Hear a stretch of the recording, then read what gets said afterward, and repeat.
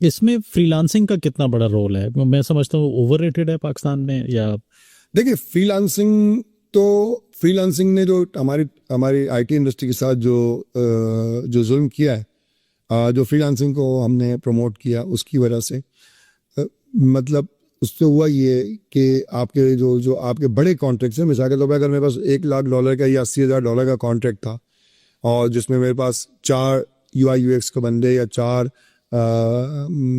WordPress के बंदे काम कर रहे होते थे, आज मेरे पास उस वर्डप्रेस के बंदे नहीं है, वो $80,000 का कॉन्ट्रैक्ट मैं नहीं ले सकता, और वो चारों लोग मिलके $8,000 लेके आ रहे हैं।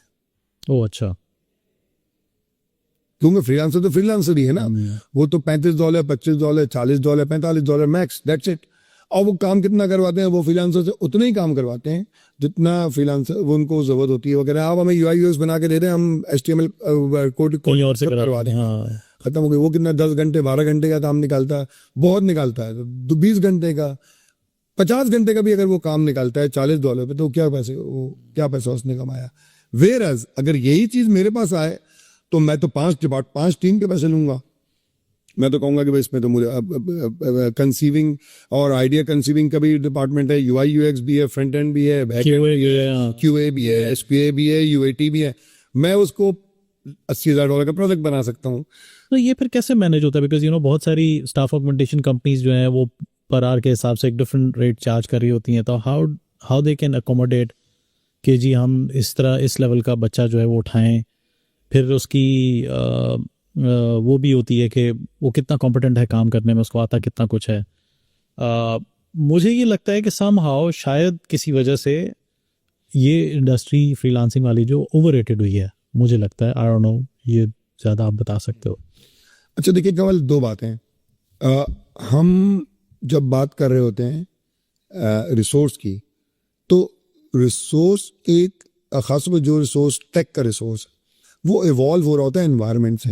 हमारे वो बच्चे जो कि या कुछ ऐसे हमने बच्चियां हायर करी जो उन्होंने कहा कि हम ऑफिस नहीं आ सकते, हम घर से काम करना चाहते हैं फलाना डम रीज़न की वजह से। मैंने कहा फाइन आप कर लो, लेकिन जब वो 2 महीने बाद एक दिन ऑफिस आती हैं, हम किसी मीटिंग में उनको बुलाती, उस बार वो कहती नहीं हम ऑफिस आएंगे, हमें आप ऑफिस आइए यहाँ। तो देखिए ऑफिस और स्पेशली इन जहाँ पे आप कोई चीज़ प्रोड्यूस कर रहे हैं, टीम वर्क होता है वहाँ पे। आप देखिए आप जो है कोई मैंगो को कांटे में नहीं पैक कर रहे हैं कि वो वाले काम में आपको ऑफिस जाने में आपको कोई लर्निंग नहीं होगी।